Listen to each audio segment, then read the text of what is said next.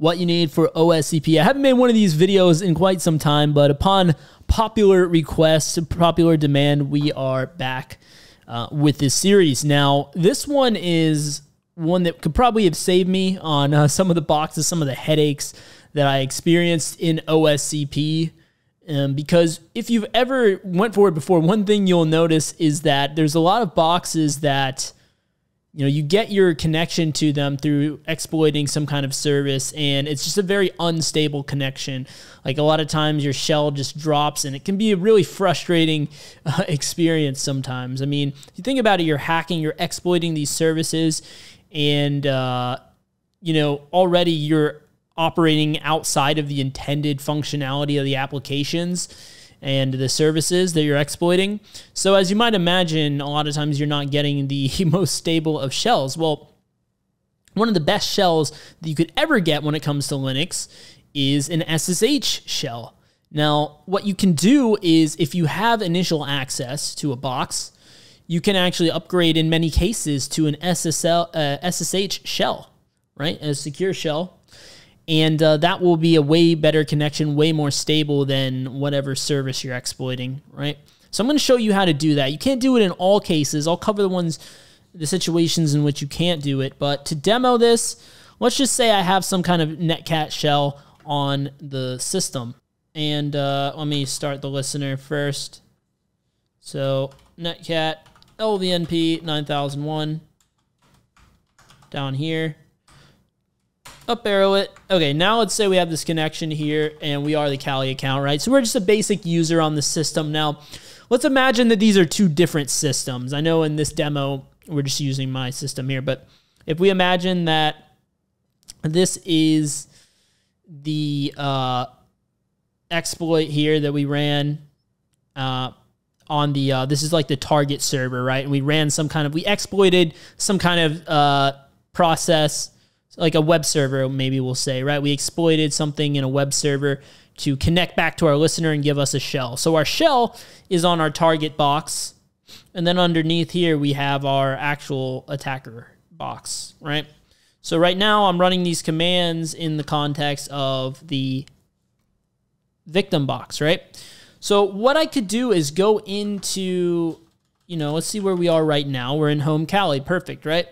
If I look at everything in here, I don't see this, so let's create it, right? We'll make dir.ssh, right? So if I want to be able to connect to an SSH, like use a SSH connection to log into this Kali account, the first thing I'm going to need to do is create a .ssh directory in /home/ the username, in this case, Kali, right?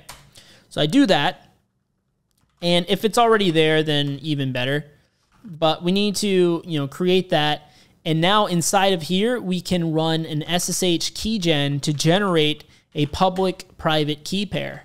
I can do an SSH keygen, again, -trsa. Yeah, like that last shell was just a little bit too bad. So basically, this is a pretty common thing. A lot of people are probably pretty familiar with here. This Python -c import pty.spawn bin bash. So that's what we ran. We'll say no, empty for no passphrase, and it generated it here. So it generated two things in this directory here, both the home Kali, both the ID_RSA and ID_RSA.pub. So this first one here is actually your SSH private key, and then this is your public key. But what we would need to do from here is, now that we generated it, we would want to transfer this private key to our system, to our attacker box. I'll exit out of this for now. And I'll just type exit. Now you see I'm back in Z shell, so I'm back in the root account as well.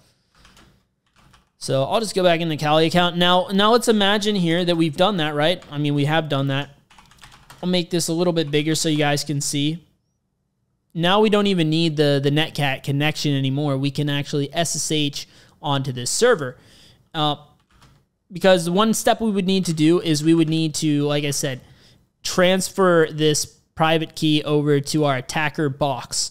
And once we've transferred it over to our attacker box, that's when the permissions on it probably will be screwed up. So from our attacker box, we need to do chmod 600 ID underscore RSA. And that will get it in the correct format. Since I'm only demoing this with one box, it already has the correct permissions, but just know that when you transfer it from the victim to your attacker machine, that's probably something that you're going to need to do. And it'll give you an error if it's not in the right permissions. So once you have done that, from your attacker box, you can do SSH-I and then the private key, which is ID underscore RSA, and then say, the username at the IP address. In this case, it's just my local host.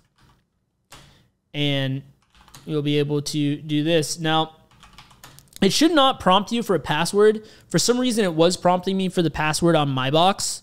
But I know I for sure have done this many times without even needing the password. So if you don't have the password for the account that you exploited, that's normally going to be fine. And you'll be able to SSH into the server as I have here. Now I got the SSH connection, which is the most stable one that you can get typically. And even beyond that, there are some situations where you're not going to be able to use this method of escalating your shells. Now, those will be situations where your account has like a no login or basically it doesn't have a shell at all, right?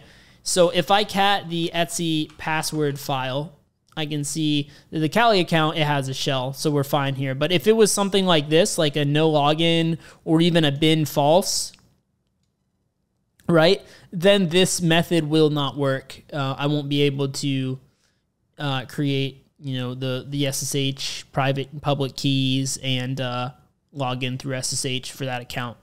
But since this is an account that is meant to be logged in, we're able to do that just fine. And yeah, this is a technique that I wish I knew a lot sooner because it could have saved me some headache on the OSCP, most certainly.